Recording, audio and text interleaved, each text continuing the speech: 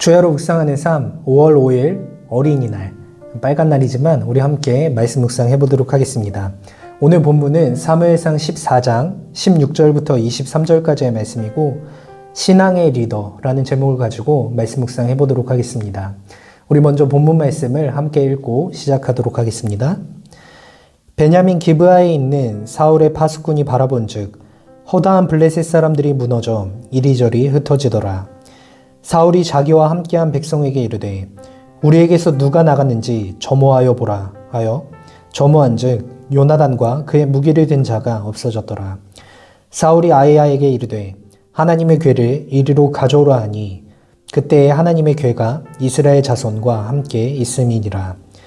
사울이 제사장에게 말할 때에 블레셋 사람들의 진영에 소동이 점점 더한지라.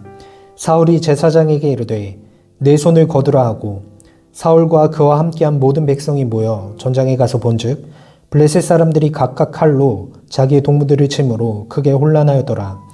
전에 블레셋 사람들과 함께하던 히브리 사람이 사방에서 블레셋 사람들과 함께 진영에 들어왔더니 그들이 돌이켜 사울과 요나단과 함께한 이스라엘 사람들과 합하였고 에브라임 산지에 숨었던 이스라엘 모든 사람도 블레셋 사람들이 도망함을 듣고 싸우러 나와서 그들을 추격하였더라. 여호와께서 그날에 이스라엘을 구원하심으로 전쟁이 베다웬을 지나니라. 아멘. 네, 오늘 본문의 상황은 어저께에 이어서 요나단이 계속해서 활약을 하고 있을 때의 상황입니다. 요나단이 이렇게 활약을 하게 되므로 블레셋 진영에 난리가 나게 됩니다. 그리고 블레셋 진영에 소동이 있는 것을 보게 된 사울은 뭔가 낌새가 이상한 것을 눈치채고는 자신의 부하에게 이야기를 합니다. 혹시 우리 진영에서 저쪽으로 지금 넘어간 사람이 있는지 한번 확인해봐라 라고 이야기를 했을 때 그 넘어간 존재가 누구인지 곧바로 파악하게 됩니다. 그는 바로 자신의 아들인 요나단과 그의 수행원인 소년이었던 것이죠. 이에 사무엘은 하나님의 궤를 가져오라고 이야기를 합니다. 근데 이거 18절의 말씀인데 사실 이 18절의 말씀은 굉장히 해석이 분분한 구절입니다. 왜냐하면 사실 이때 이미 하나님의 여호와의 궤가 기럇여아림에다 두고 왔기 때문에 이곳에 하나님의 궤가 없을 수 있기 때문에 그렇다는 것인데 어쨌든 이런 분분한 해석을 뒤로 하고 좀 유명한 구약학자의 의견에 따르면 사울의 이 행위에 의미가 있다라고 볼 수 있다는 것이죠. 여호와의 궤를 가져오라고 한 것. 이거 어디서 살펴본 것 같죠.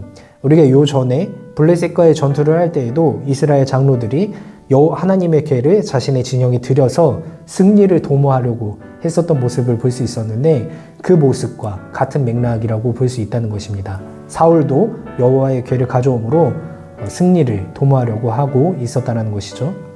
어쨌든 그런 상황에서도 소동은 점점 더 커집니다. 뭔가 블레셋 진영에 굉장히 난리가 난 것, 자중질환이 일어난 것을 보고 그때서야 이스라엘 백성들과 사울이 합류하게 됩니다. 때는 이때다 생각을 하고 블레셋을 향해서 돌진하게 되는데 이를 통하여서 결국에 이스라엘 백성들이 대승을 하는 것으로 이번 상황이 정리되어지고 있다는 것을 살펴볼 수 있는 본문이었습니다. 네, 오늘의 묵상 포인트는 요나단의 행동이 어떤 결과를 낳았는지를 주목해 보시기 바랍니다. 한 소년의 움직임이 국가의 문제를 해결하였습니다. 물론 일은 하나님께서 하셨지만 분명히 요나단의 행동을 통하여서 우리가 배울 수 있는 부분이 있다는 것입니다.